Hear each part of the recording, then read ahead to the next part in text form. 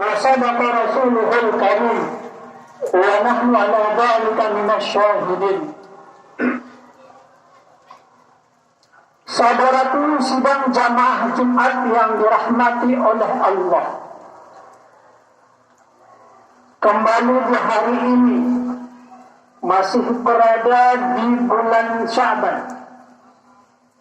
Allah masih berikan kita umur panjang, Allah masih berikan kita keimanan, Allah masih berikan kita waktu, sehingga dengan nikmat Allah itu kita masih bisa bertemu di dalam masjid ini dalam rangka melaksanakan ibadah kepada Allah, yaitu salat Jumat secara berjamaah. Kalaulah tidak dengan keimanan yang Allah berikan kepada kita, tidak mungkin kita sampai di dalam masjid ini. Berapa banyak orang yang menyatakan dirinya muslim beriman, tetapi toh tidak sampai di dalam masjid, tetapi toh tidak ada melakukan sholat Jumat, maka ucapan perkataannya adalah dusta. Berapa banyak Allah berikan orang kesempatan waktu, tetapi dengan waktu yang Allah berikan kepadanya tidak membuat dirinya untuk taat beribadah kepada Allah. Sehingga di mana-mana kita lihat saudara kita, Allah uji, Allah timpakan musibah. Tidak saja Allah keluarkan bencana di dalam perut bumi, tetapi dari atas pun Allah keluarkan. Begitu kalau orang kufur nikmat, Allah berikan begitu banyak nikmat tapi tidak dipergunakan dengan sebaik-baiknya, tunggulah azab Allah yang akan ditimpakan dari langit, Allah keluarkan dari dalam perut bumi. Nauzubillah min zalik. Sedangkan sedang jamaah Jumat yang dirahmati oleh Allah, salawat beriringan salam buat baginda Rasulullah sallallahu alaihi wasallam, manusia yang mulia, manusia yang tidak henti-hentinya meminta ampunan terhadap umatnya kepada Allah. Terlepas kita umatnya, bagaimana kecintaan kita terhadap baginda Rasul terlepas dari itu. Namun Nabi yang agung, Nabi yang mulia, Nabi yang diberikan hak prerogatif memberikan, memintakan ampunan kepada Allah untuk umatnya dari sekarang sampai qiyamul akhir nantinya. Allahumma shalli ala sayyidina Muhammad, Allahumma shalli ala sayyidina Muhammad. Hadirin sedang jamaah Jumat yang dirahmati oleh Allah, tidak henti-hentinya khotib memberikan wasiat. Allah tidak memandang siapapun kita, Allah tidak memandang apa kedudukan kita, Allah tidak memandang berapa banyak harta yang kita miliki, Allah tidak memandang warna kulit kita, tetapi Allah pandang ketakwaan kita kepada Allah Subhanahu wa Ta'ala.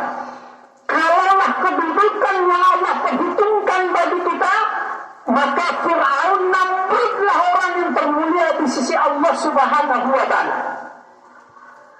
Kalaulah Allah pandang hartanya, maka Qarunlah orang yang termulia di hadapan Allah Subhanahu wa Ta'ala. Kalau warna kulit putihlah yang menjadikan mulia di sisi Allah, maka orang yang berkulit putihlah orang yang mulia di sisi Allah Subhanahu wa Ta'ala. Tapi tidak, Allah pandang ketakwaannya siapapun dia.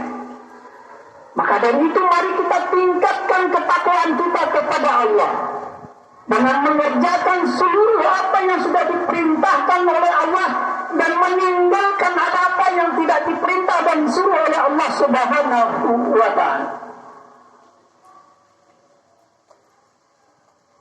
Hadirin sedang jemaah Jumat yang dirahmati oleh Allah, sesuai dengan ayat yang khatib bacakan tadi, ditambahkan dengan hadis Rasulullah sallallahu alaihi wasallam, maka bulan ini masih bertepatan di bulan Sya'ban. Apa kata hadis? Sya'ban syahrus syahri.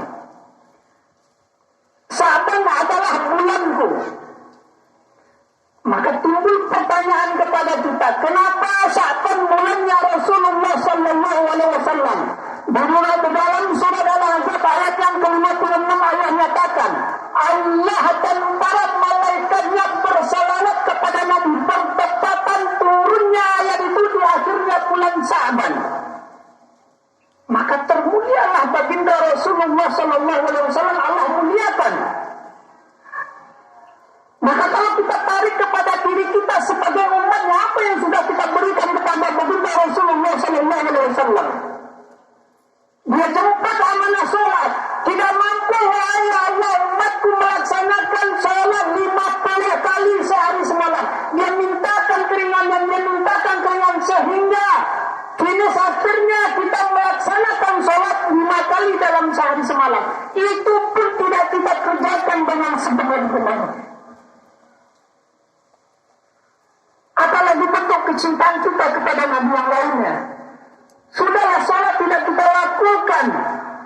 Nabi juga sudah mencontohkan bagaimana bersedekah dengan yang baik. Bukankah Nabi sudah ajarkan kepada kita memberikan apa yang kita cintai kepada orang-orang yang ingin memilikinya? Itu pun belum kita kerjakan.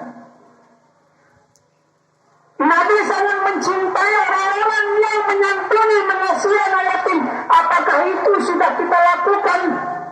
Namun kalau semuanya belum kita lakukan, bagaimana kita menilai diri kita, menyatakan diri kita bahwa kita cinta Rasulullah SAW yang akan mendapatkan syafaat dan ampunan dari baginda Rasulullah SAW kepada Allah Subhanahu Wa Taala nantinya. Bagaimana kita menyatakan diri kita cinta kepada Rasulullah SAW? Sidang jemaah Jumat yang dirahmati oleh Allah.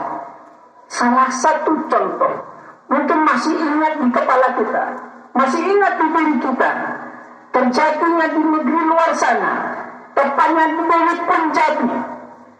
Salah satu contoh kecintaan seorang umat baginda Rasulullah SAW. Apa yang dia lakukan?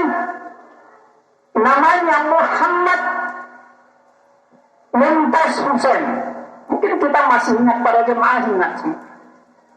Apa yang dilakukan membuktikan kecintanya kepada Rasulullah SAW.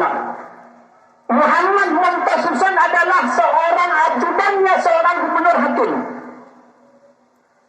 Namun di kala itu naik bagi seorang hakim ketika dia berpidato di atas mimbar.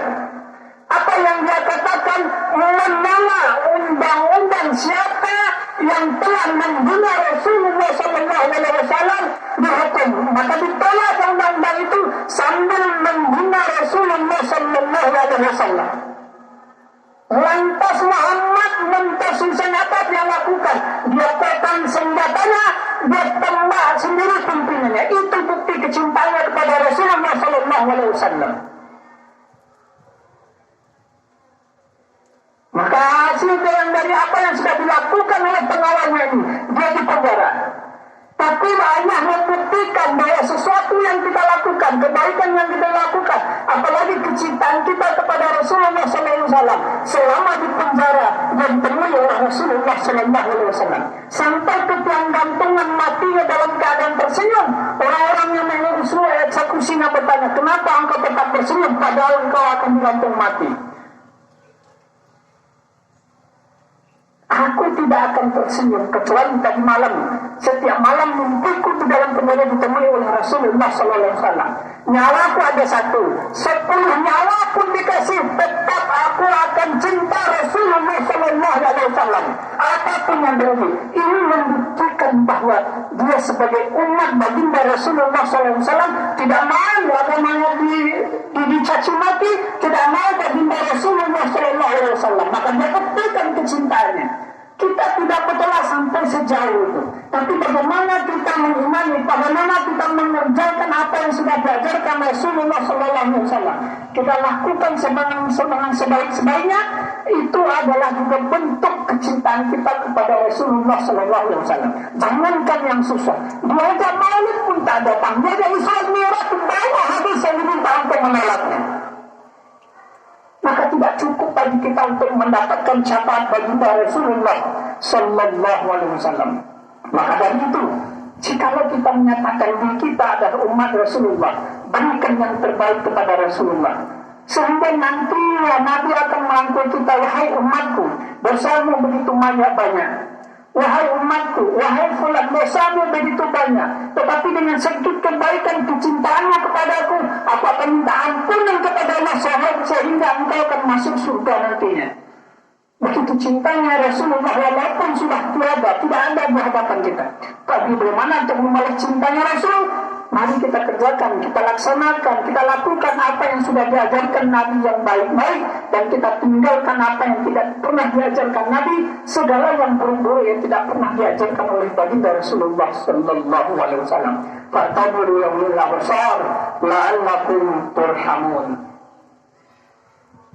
Allahumma salli wa sallim wa zid wa an'im wa taqabbal wa barik بجلالك وكمالك على زين عبادك واشرف عبادك سيدنا ومولانا محمد وسلم ورضي الله تبارك وتعالى عن كل صحابة رسول الله أجمعين.